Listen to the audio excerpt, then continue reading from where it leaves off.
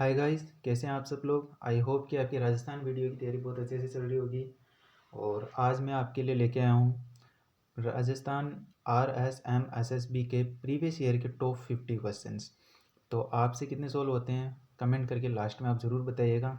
और सॉल्व करने से पहले आप इसको पॉज कर लीजिएगा इस वीडियो को, ठीक है, और फिर आंसर दीजिएगा और देखिए कि आपके कितने सॉल्व होते हैं और आपकी तैयारी कितने लेवल पे है, ठीक है। तो इसका पहला क्वेश्चन है, किसकी स्मृति में तिलवाड़ा पशु मेला आयोजित किया जाता है। तो ये है मल्लीनाथ जी का मेला, और ये राज्य का सबसे पुराना पशु मेला है जो बाड़मेर में होता है। सेकंड क्वेश्चन है, पर्युषण पर्व किस धर्म से संबंधित है। तो ये गाइस जैन धर्म से संबंधित है। थर्ड क्वेश्चन है, बाणगंगा का मेला कहाँ लगता है। तो ये लगता है जयपुर ज़िले में, और यहाँ पर एक बहुत ही फेमस सभ्यता है जिसका नाम है बेराट सभ्यता, जो बाणगंगा नदी के किनारे है। नेक्स्ट है, निम्नलिखित में से राजस्थान राज्य का कौन सा एक जिला डेयरी दुग्ध संकलन में प्रथम स्थान पर है। तो यह है जयपुर। यहाँ पर जयपुर के अंदर राजस्थान में सबसे ज़्यादा दूध यहीं पे उत्पादित होता है। नेक्स्ट है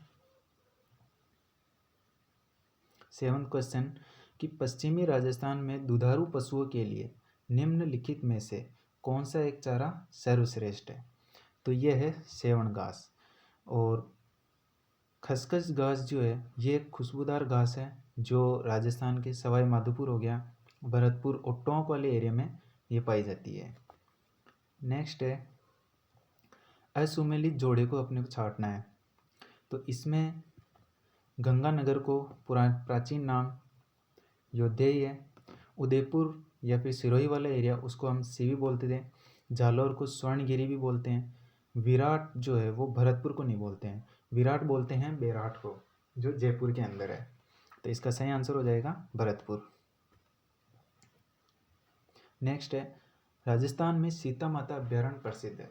तो राजस्थान में सीता माता अभ्यारण्य जो है वो चित्तौड़गढ़ और प्रतापगढ़ वाला एरिया, ये जो है वो सीता माता अभ्यारण्य के अंदर आता है, और उड़न गिलहरी के लिए ये फेमस है। तो इसका आंसर हो जाएगा बी, उड़न गिलहरी। तो ये एक है काले हिरण के लिए। काले हिरण के लिए कौन सा वाला फेमस है आप ज़रूर बताइएगा। और चलिए हिंट दे देता हूँ, ये चूरू के अंदर है, ठीक है, चूरू के अंदर काले हिरण फेमस है। क्वेश्चन नंबर 8, वन नीति के अनुसार कितना % क्षेत्र वनों से आच्छादित होना चाहिए। तो ये है टोटल 33%। और वन रिपोर्ट कौन जारी करता है, ये जारी करता है देहरादून के अंदर फॉरेस्ट डिपार्टमेंट है जिसका हेडक्वार्टर है देहरादून में, और उसकी स्थापना 1894 में की गई थी, ठीक है। और एरिया के हिसाब से सबसे ज़्यादा भारत के अंदर सबसे ज़्यादा वन है MP में, मध्य प्रदेश में, और परसेंटेज के हिसाब से सबसे ज़्यादा है मिजोरम में। वहीं अगर अपन राजस्थान की बात करते हो तो राजस्थान में सबसे ज़्यादा वन उदयपुर में है, ठीक है। तो याद रखिएगा ये उदयपुर में। नेक्स्ट क्वेश्चन है 9th, निम्न में से कौन सा ग्रंथ कुंभा द्वारा रचित नहीं है। तो कुंभा द्वारा रचित कौन से ग्रंथ हैं, एक तो संगीत राज है, एक संगीत मीमांसा है, और एक रसिक प्रिया है। तो इसका आंसर हो जाएगा सी, राजवल्लभ। ये किसके द्वारा रचित है, ये है मंडन के द्वारा, जो कुंभा का प्रधानमंत्री था, एक सुथार और मूर्ति शास्त्री था ये, ठीक है। और कुंभलगढ़ का जो सिविल इंजीनियर है वो यही था इसका, मंडन। तो आप मुझे कमेंट करके बताइए कि कुंभलगढ़ का निर्माण किसके लिए करवाया गया था, और इसकी जो दीवार की लंबाई है वो कितनी है। निम्नलिखित में से डूंगरपुर बांसवाड़ा में भील आंदोलन का नेतृत्व किसने किया था। ये किया था गोविंद गिरी जी ने, और गोविंद गिरी जी ने संप सभा की स्थापना की थी सन 1883 के अंदर। इसकी जो प्रथम बैठक हुई थी वो हुई थी 1903 के अंदर, और सेकंड बैठक हुई थी वो हुई थी 1913 के अंदर। आपने एक पहाड़ी का नाम सुना होगा, मानगढ़ पहाड़ी। तो मानगढ़ पहाड़ी पे जो भीलों का ऊपर गोलियां चलाई गई थी, उसके अंदर लगभग 1500 भील मारे गए थे उसमें। तो वो इसकी अध्यक्षता कौन कर रहे थे? वहाँ पे गोविंद गुरु जी ही कर रहे थे। और वहाँ पे अभी मेला भी भरा जाता है, मानगढ़ मेला। और इसको जलियांवाला बाग भी कहते हैं इसको। वैसे हालांकि ये 1913 में हुआ था, 1913 में होता, और जलियांवाला हत्याकांड जो है वो 1919 के अंदर हुआ था, 13 अप्रैल 1919 को। लेकिन इसको इसकी संज्ञा दी गई है कि जलियांवाला हत्याकांड की। 11वां क्वेश्चन है कि हाड़ौती सेवा संघ का संस्थापक कौन था? तो हाड़ौती सेवा संघ के संस्थापक कौन थे? वो थे नैनूराम। इसकी स्थापना जो है वो 1939 में की गई थी। कब की गई थी? 1939 में। और इसकी अध्यक्षता किसने की थी? इसकी अध्यक्षता की थी शारदा भार्गव ने। शारदा भार्गव। और ये कौन थी शारदा भार्गव? शारदा भार्गव राजस्थान की फर्स्ट एमपी थी, और वो राज्यसभा की फर्स्ट एमपी थी। ठीक है, तो ये चीज़ ये याद रखिएगा आप इसके।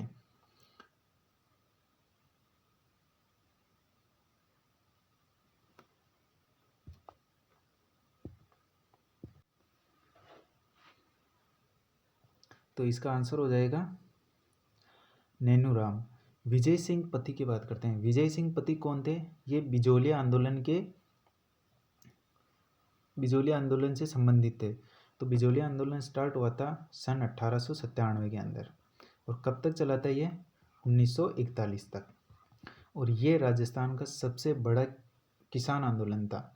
इसको 3 चरणों में बांटा गया है। तो पहला चरण कौन सा था? पहला चरण था 1897 से लेकर के 1916 तक। और इसकी अध्यक्षता किसने की थी? इसको चलाया था साधु सीताराम ने 1916 तक। फिर इनको निष्कासित कर दिया था, साधु सीताराम को, इनको बिजोलिया से निष्कासित कर दिया था। उसके बाद में 1916 से लेकर के 1923 तक इसको संभाला था किसने? विजय सिंह पथिक ने। और विजय सिंह पथिक ने 1917 के अंदर ऊपरमाल पंचायत की स्थापना की थी इन्होंने। फिर 1923 से लेकर के थर्ड चरण जो है वो 1923 से 1941 तक माणिक्यलाल वर्मा जी ने इसको आगे चलाया था, इसको माणिक्यलाल वर्मा जी ने। तो नेक्स्ट क्वेश्चन है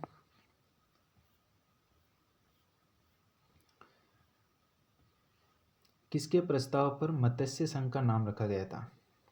तो मत्स्य संघ का नाम रखा गया था KM मुंशी के द्वारा। और इसके मत्स्य संघ के राज प्रमुख कौन थे? राज प्रमुख थे उदयभान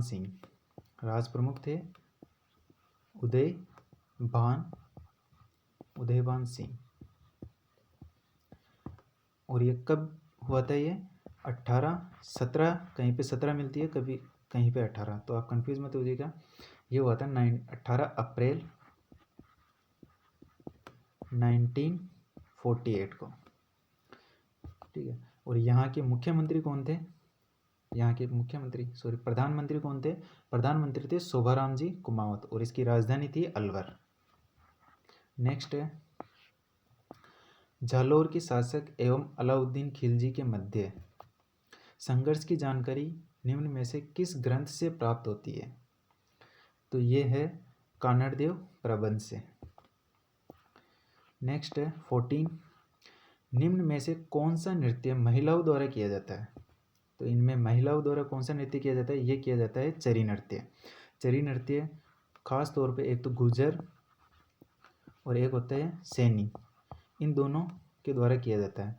और ये जो है ये अजमेर में है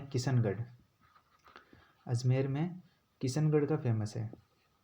और यहाँ की फेमस नृत्यिका कौन थी इसकी? फल्गुबाई। ठीक है। और चंग नृत्य और घोड़ी नृत्य ये किया जाता है शेखावटी में। शेखावटी वाला जो हिस्सा है वहाँ पे। मेरी राइटिंग में मत जाइएगा, आप जो मैं बोल रहा हूँ उस पर ध्यान दीजिएगा। ठीक है, तो प्लीज़ आप मेरी राइटिंग में मत जाइएगा कैसी है। तो घेर नृत्य ये किया जाता है भील नृत्य के थ्रू। जो भील जनजाति है वहाँ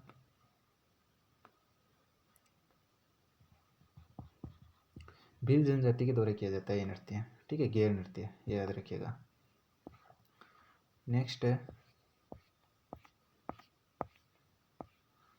15th, who is the founder of Bishnoi sect. यह विश्नोई संप्रदाय के संस्थापक कौन थे?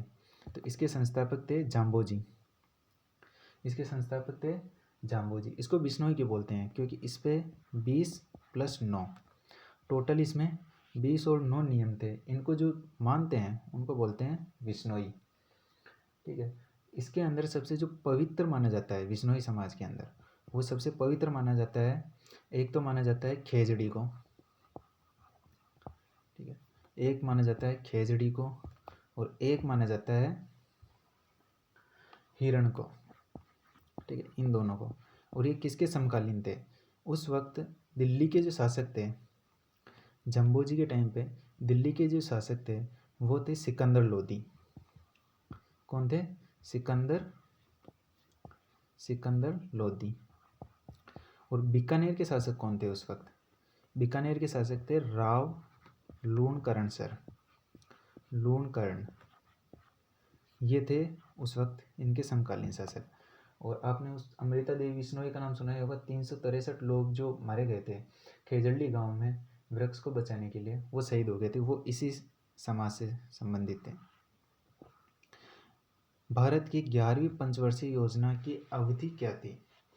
तो 11वीं पंचवर्षीय योजना की अवधि थी 2007 से 2012। और पंचवर्षीय योजना कब स्टार्ट हुई थी? ये हुई थी जो प्रथम पंचवर्षीय योजना थी वो थी 1951 से लेकर के 1956। और पहली पंचवर्षीय योजना किस पर आधारित थी? वो थी महालनोबिस के आधार पर। महालनोबिस सेकंड पे थी, फर्स्ट वाली किस पे थी वो आप बताइएगा किस पे थी वो। और 17th क्वेश्चन है कि निम्न में से राजस्थान के किस जिले में अनास बांध परियोजना का निर्माण किया जाएगा? ये किया जाएगा बांसवाड़ा के अंदर।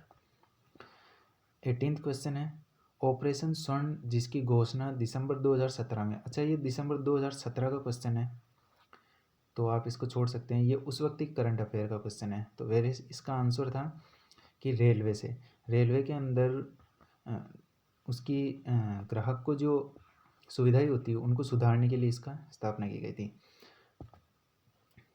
राजस्थान में उमर फारूक मेवाती का संबंध किस क्षेत्र से था? तो उमर फारूकी मेवाती जो मेवात क्षेत्र है, अलवर और भरतपुर, अलवर प्लस भरतपुर, इन दोनों को सम्मिलित रूप से बोलते हैं इनको मेवात क्षेत्र। और ये उमर फारूक मेवाती जी जो वो संगीत से संबंधित है। आप और संगीत के अंदर भी जो भपंग है उससे संबंधित थे। और इन्होंने काफ़ी मूवीज़ के अंदर भी भपंग को बजाया है उन्होंने। तो खास तौर पे अलवर से संबंधित थे ये। 20 क्वेश्चन है जैव ईंधन पर राष्ट्रीय नीति का संबंध निम्न में से किस रसायन से है? तो ये है मिथेनॉल से। किससे है ये? एथेनॉल से इसका संबंध, ठीक है। नेक्स्ट क्वेश्चन है प्रधानमंत्री वय वंदन योजना का आरंभ निम्न में से किस वर्ष किया गया? वय वंदन योजना का आरंभ जो है किया गया था, ये किया गया था 2017 में। और ये किया गया था 60 वर्ष की उम्र से जो अधिक लोग हैं उनकी ये पेंशन देने के लिए। और इसके तहत उनको 8 से 10% तक उनको इस पर ब्याज मिलेगा इस पर। हेरिटेज वीक 2017 का आयोजन कहाँ पर किया गया था? ये किया गया था जयपुर के अंदर, ठीक है। और इसके बाद 2019 में भी हुआ था, वो भी जयपुर के अंदर ही हुआ था, ठीक है। नेक्स्ट क्वेश्चन है सूर्य किरण भारतीय सेना का निम्न में से किस देश के साथ किया जाने वाला युद्ध अभ्यास है? तो ये है नेपाल के साथ में। श्रीलंका के साथ में किया जाता है मित्र शक्ति। और बांग्लादेश के साथ किया जाता है संप्रीति युद्ध अभ्यास, ये किया जाता है बांग्लादेश के साथ में। नेक्स्ट क्वेश्चन है 24वां। राजस्थान में निम्न में से कौन सा चरण मुख्यमंत्री जल स्वावलंबन अभियान का नवीनतम चरण है? तो अभी तक इसमें टोटल 4 चरण हो चुके हैं इसके अंदर। जो नया वाला चरण है वो 4th वाला है। प्रथम जो चरण है वो हुआ था 2016 में, जनवरी 2016 के अंदर। और 2016 में हमारी मुख्यमंत्री कौन थी? वो थी वसुंधरा राजे सिंधिया। और वसुंधरा राजे सिंधिया कहाँ से चुनाव लड़ती हैं? तो वो लड़ती हैं झालावाड़ से। वो लड़ती हैं झालावाड़ से। और जाहिर सी बात है कि इसीलिए इस जो मुख्यमंत्री जल स्वावलंबन अभियान है इसको कहाँ से शुरू किया गया था? वो किया गया था झालावाड़ से, इसको शुरू किया गया था इसको। और 2016 में किया गया था। और टोटल 4 चरण इसके कंप्लीट हो चुके हैं इसके। नेक्स्ट क्वेश्चन है 25th। कर्नाटक विधानसभा चुनाव 2018 के दौरान, अच्छा ये 2018 का क्वेश्चन है कि 2018 में कर्नाटक के राज्यपाल कौन थे? तो इसको हम चेंज कर लेते हैं, यहाँ पे कर लेते हैं 2021। तो अभी बताइए कि अभी फ़िलहाल में यहाँ के राज्यपाल कौन है? तो यहाँ के अभी राज्यपाल हैं थावरचंद गहलोत। ठीक है। और ये आज की डेट पे आप देख लीजिएगा, आज की डेट है दिसंबर 15 दिसंबर को आप देख लीजिएगा। इस टाइम पे यहाँ पे थावरचंद गहलोत जी हैं कर्नाटक के राज्यपाल। और यहाँ के मुख्यमंत्री कौन है? मुख्यमंत्री है यहाँ के बसवराज बोम्मई। बसवराज बोम्मई यहाँ के मुख्यमंत्री हैं। ठीक है। नेक्स्ट है जनगणना 2011 के अनुसार राजस्थान के निम्नलिखित जिलों में साक्षरता दर सर्वाधिक पाई गई है। अच्छा, इनमें से अगर आपको एक भी याद है तो कोई दिक्कत नहीं है, यहाँ पे डायरेक्ट ऑप्शन हो, सबसे ज़्यादा कोटा की है तो इसका एक ही ऑप्शन हो जाएगा कोटा, क्योंकि एक ही ऑप्शन यहाँ पे फर्स्ट पे कोटा ही दे रखा है तो इसका आंसर कोटा हो जाएगा। 27th है कि सही क्रम में कौन सा वाला है तो चुनना है उसको। तो कौन सा बांध कहाँ बना हुआ है? ये तो बिसलपुर बांध बनास नदी पर है, ये सही है। मेजा बांध खारी नदी पे नहीं है, खारी नदी पे मेजा बांध नहीं है, ये है कोठारी नदी पे। और कोठारी नदी कहाँ से निकलती है? यह निकलती है दिवेर की पहाड़ी से। दिवेर का एक युद्ध भी हुआ था जो आपने सुना होगा, जिसको बोलते हैं मेवाड़ का मैराथन। मैराथन, ठीक है, इसको बोलते हैं मैराथन। तो बनास नदी कहाँ से निकलती है? बनास नदी निकलती है कुंभलगढ़ के पास से निकलती है ये। और पोंग बांध को अब राणा प्रताप सागर बांध भी कहते हैं इसको, राणा प्रताप सागर बांध, जो कि कौन सी नदी पे? चंबल नदी पर। सिद्धमुख नहर, इसको अभी प्रेजेंट में राजीव गांधी नहर परियोजना भी कहते हैं। और इससे कौन से जिले लाभान्वित होते हैं अभी एट प्रेजेंट में? कौन से? तो ये हो रहे हैं हनुमानगढ़, एक हो रहा है हनुमानगढ़ प्लस एक हो रहा है चूरू। इन दोनों को यहाँ से पीने के लिए पानी मिल रहा है यहाँ पे। 40। तो नेक्स्ट क्वेश्चन है राजस्थान में मिट्टी अपरदन का सर्वाधिक क्षेत्र पाया जाता है। तो सर्वाधिक क्षेत्र कहाँ पर पाया जाता है? तो ये पाया जाता है हाड़ौती के पठार में। हाड़ौती के पठार में, वो भी चंबल नदी का जो एरिया है उस हिस्से में इसका सर्वाधिक अपरदन होता है। तो चंबल नदी में जब पानी हो जाता है, वो फुल हो जाती है, तो वहाँ की जो आसपास की मिट्टी है चंबल नदी की, तो वो टूट टूट के अंदर आ जाती है इसमें। तो आसपास की, तो इस वजह से क्या होता है कि वहाँ की जो मिट्टी है वो अनउपजाऊ हो रही है, और ये जो टूट के आती है ना, तो यहाँ पे नालियाँ बन जाती है। तो ऐसी एक नालियाँ बन जाती है, तो इसको बोलते हैं उत्खात स्थलाकृति बोलते हैं। तो यहाँ पे नीचे वाला जो एरिया होता है इसको बोलते हैं खादर। खादर मिट्टी भी होती है, और इसका जो नीचे वाला हिस्सा है ये, इसको खादर बोलते हैं इसको। और इसकी वजह से क्या होता है कि यहाँ पे ऊबड़ खाबड़ वाली ज़मीन हो जाती है यहाँ पे, जो नालियों की वजह से, और इनमें हो जाते हैं पेड़ लग जाते हैं। तो इस हिस्से को बोलते हैं यहाँ पे बीहड़। इसको क्या बोलते हैं? बीहड़ बोलते हैं इसको। और बीहड़ की रानी किसको बोलते हैं, यह आप कमेंट करके बताइएगा। नेक्स्ट है कि घग्गर का दोआब मैदान जो राजस्थान के हनुमानगढ़ व श्री गंगानगर जिलों में पाया जाता है, वह कौन सी दो नदियों के बीच में आता है? तो सबसे पहली चीज़ कि दोआब होता क्या है कि जैसे दो नदियाँ हैं, दो नदियों का जो बीच वाला हिस्सा होता है ये बहुत ज़्यादा उपजाऊ होता है।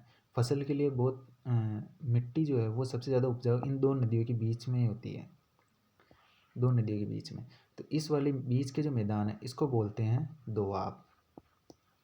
तो यही ये पूछ रहा है कि एक नदी तो घग्गर हो गई, हनुमानगढ़ जो है और श्री गंगानगर है, दोनों दोआब वाले मैदान में आते हैं। तो एक नदी घग्गर हो गई तो दूसरी वाली कौन सी है? तो यहाँ पर आपको ऑप्शन एलिमिनेट करना आना चाहिए। तो यहाँ पे आप देखिए कि बनास नदी और बाणगंगा ये ऑप्शन हो ही नहीं सकता है। क्यों? क्योंकि एक ऑप्शन तो इसका घग्गर होना चाहिए। एक लॉजिक ये लगा सकते हो कि एक ऑप्शन तो घग्गर होना ही चाहिए, तो ये दोनों ऑप्शन तो नहीं हो सकते। और दूसरा ये है कि घग्गर नदी जो है वो राजस्थान के ऊपर वाले हिस्से में आती है, तो ऊपर वाले हिस्से में बहती है। तो हनुमानगढ़ और श्री गंगानगर ये दोनों यहाँ पर है। तो इसका मतलब जवाई ये पाली है और सूगड़ी नदी ये लूनी नदी की सहायक नदी है, तो ये दोनों ऑप्शन में नहीं हो सकती। ठीक है। और बाणगंगा नदी जयपुर के अंदर, जयपुर से निकलती है, तो या तो ऑप्शन में यह हो सकती है या फिर ये। तो यहाँ पे दे रखा है एक सतलज नदी और एक है ब्यास नदी। तो अगर आपको 5 नदियाँ याद है पंजाब की, जिसको पंजाब इसलिए बोलते हैं कि वहाँ से 5 नदियाँ निकलती है, तो पहली नदी है जो सबसे ऊपर बहती है वो है झेलम। कौन सी है? वो है झेलम नदी। दूसरी है चेनाब, तीसरी है रावी। ठीक है। फोर्थ है व्यास, और जो सबसे नीचे है वो है सतलज। कौन सी है? सतलज, ये सबसे नीचे है।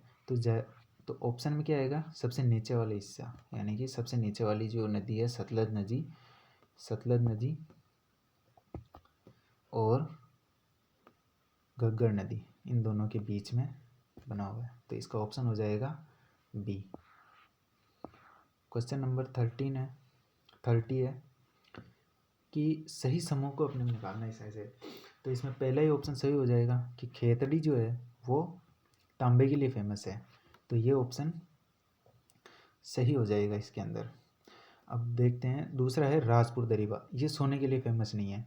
अच्छा, सोने के लिए अभी सिर्फ अनुमान लगाया जा रहा है कि एक तो बांसवाड़ा और एक है उदयपुर, कि यहाँ पर सोना हो सकता है। तो अभी सिर्फ अनुमान लगाया जा सकता है कि, लेकिन अभी राजस्थान में कहीं पर भी सोना उत्पादित नहीं किया जाता है। तो राजपुर दरीबा किसके लिए फेमस है? राजपुर दरीबा फेमस है, ये है सीसा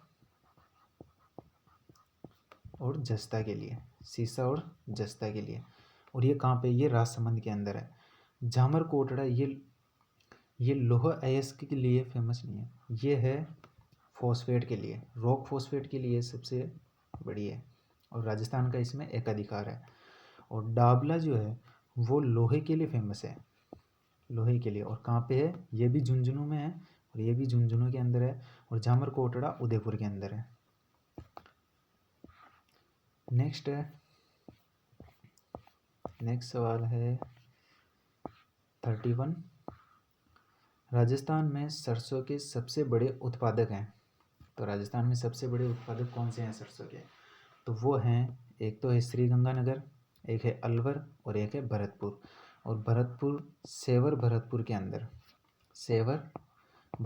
अंदर सरसों अनुसंधान केंद्र स्थित है। ठीक है। नेक्स्ट क्वेश्चन है कि केंद्रीय मत्स्य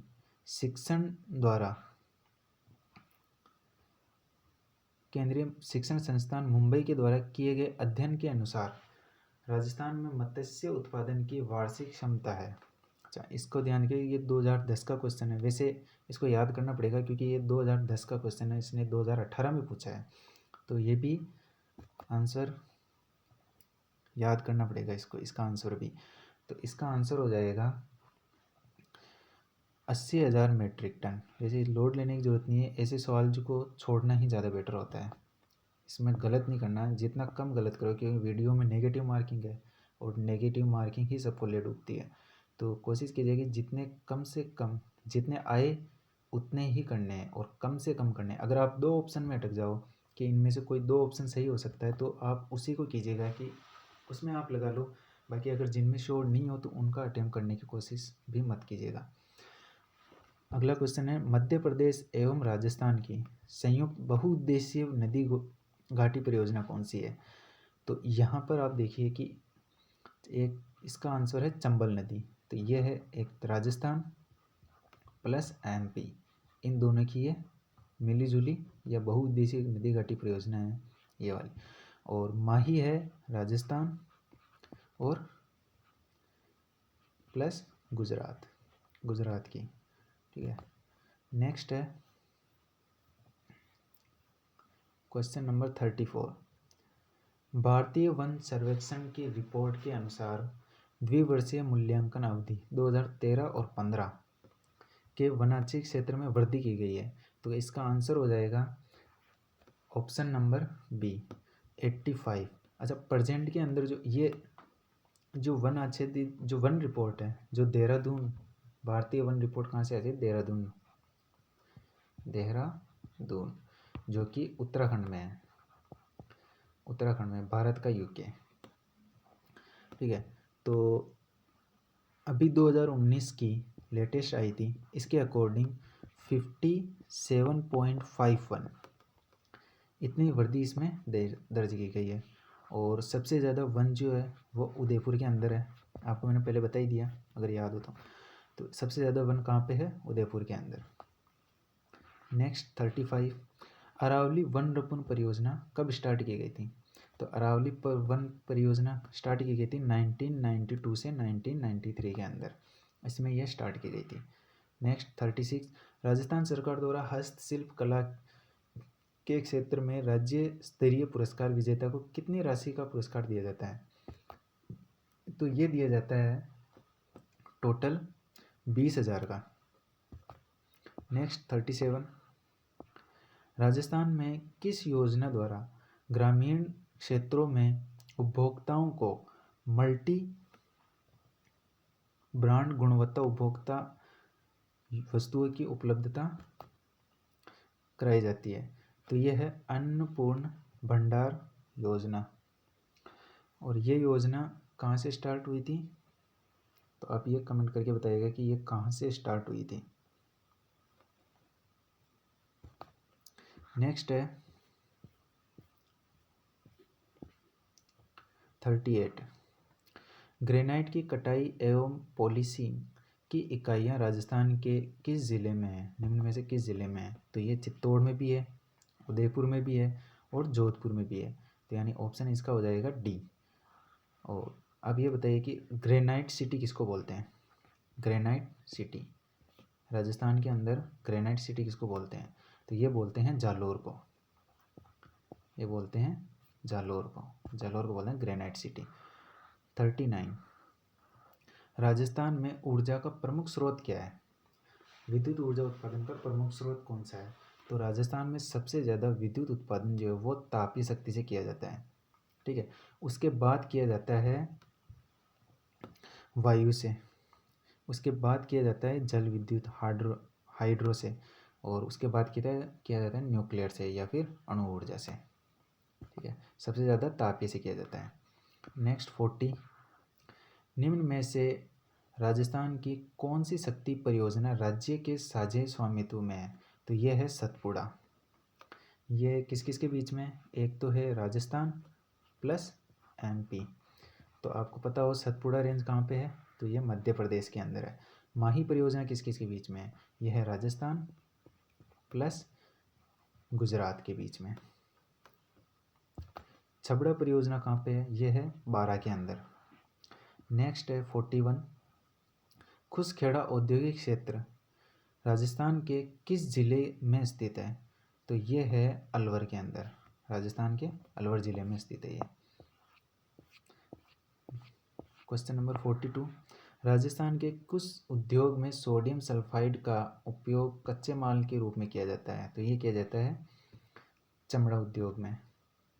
नेक्स्ट 43, वर्ष 2015-16 से राष्ट्रीय खाद्य सुरक्षा मिशन के वित्त पोषण पैटर्न में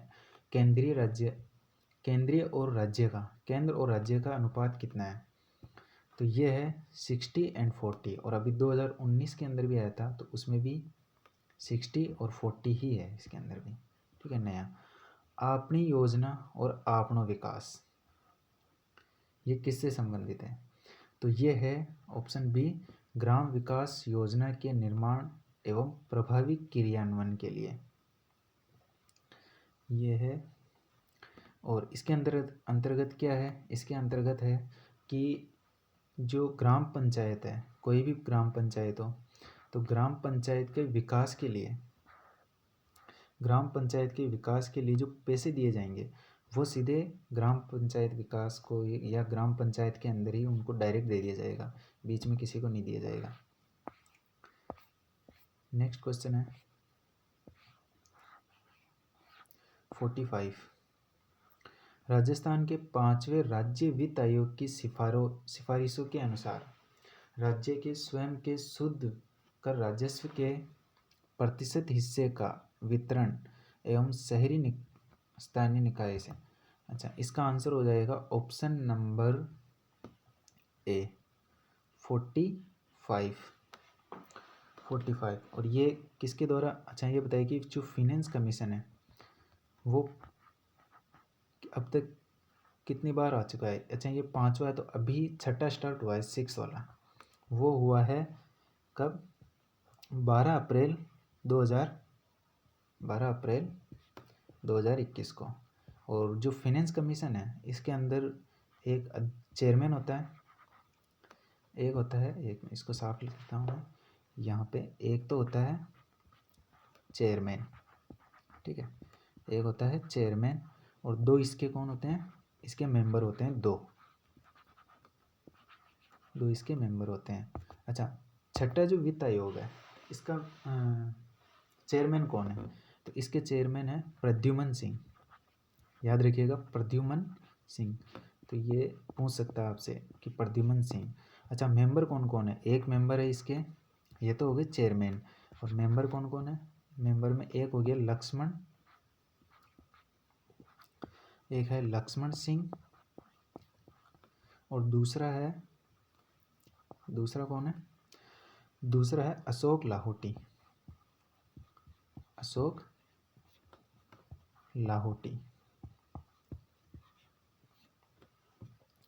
जो फर्स्ट फाइनेंस कमीशन है वो कब आया था? 1994 के अंदर फर्स्ट कमीशन आया था 1994 के अंदर। और उसके जो चेयरमैन थे वो कौन थे? कृष्ण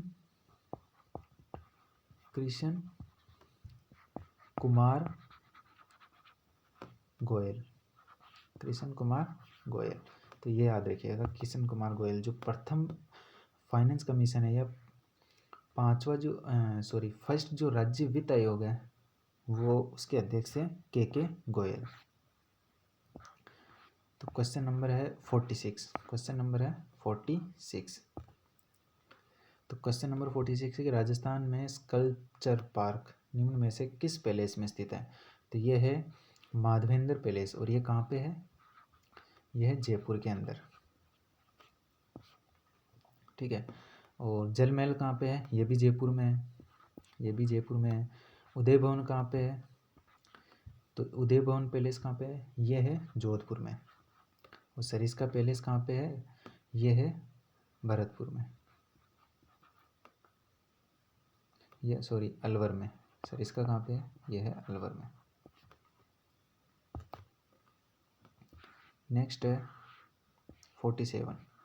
दीपक चाहर का संबंध किस खेल से है? तो ये क्रिकेट से है, ठीक है। नेक्स्ट है पोलवरम डैम निम्न में से किस भारतीय राज्य में स्थित है? तो पोलवरम डैम है आंध्र प्रदेश के अंदर। नेक्स्ट है चंद्रभागा समुद्र तट भारत के किस राज्य में स्थित है? तो ये है उड़ीसा के अंदर। और चंद्रभागा समुद्र तट की बात करें तो ये भारत का, इंडिया का पहला समुद्र तट है जिसको ब्लू फ्लैग मिला था। ब्लू फ्लैग इसको यही मिला था। और ब्लू फ्लैग किसको मिलता है? ये मिलता है कि जो सबसे साफ समुद्र तट होता है, सबसे साफ, उसको ये दिया जाता है। और भारत के अंदर सबसे पहले चंद्रभागा समुद्र तट को ये मिला था। और ये कहाँ पे है? ये कोणार्क का सूर्य मंदिर है, जिसको ब्लैक पेगोडा भी बोलते हैं, तो उसके पास में है। और कोणार्क का सूर्य मंदिर वो इसी नदी के किनारे बना हुआ है, चंद्रभागा नदी के किनारे। ठीक है। और ये ब्लू फ्लैग जो है, ये टैग कौन देता है, कौन सा एनजीओ देता है? ये देता है डेनमार्क की एक संस्था है, उसके द्वारा ये दिया जाता है, डेनमार्क की एक संस्था। और ब्लू फ्लैग सबसे ज़्यादा किसके पास है? वो स्पेन के पास है, स्पेन के पास है अभी है। ठीक है। नेक्स्ट है, और आज का last question, who is the writer of book judicial reforms recent global trends? इसके राइटर कौन है? तो इसके राइटर हैं दलवीर भंडारी। और ये नाम बहुत महत्वपूर्ण है। और क्यों है? क्योंकि जो इंटरनेशनल कोर्ट है, इंटरनेशनल कोर्ट जो कि द हेग में, द हेग में, द हेग में, वहाँ के एक जज हैं, टोटल वहाँ पे 10 जज होते हैं, उनमें से एक जज कौन है? वो है दलवीर भंडारी। और इनका संबंध कहाँ से है? इनका संबंध राजस्थान से है। राजस्थान में कहाँ से? राजस्थान में है जोधपुर से। तो इसलिए महत्वपूर्ण हो जाते हैं। तो आप बताइए कि आपने कितने 50 क्वेश्चंस में से कितने सोल्व किए हैं? तो आप एक बार कमेंट करके लास्ट में ज़रूर बताइएगा। और वीडियो पसंद आए तो प्लीज़ इसको लाइक कीजिएगा और सब्सक्राइब कीजिएगा इसको। And thank you very much.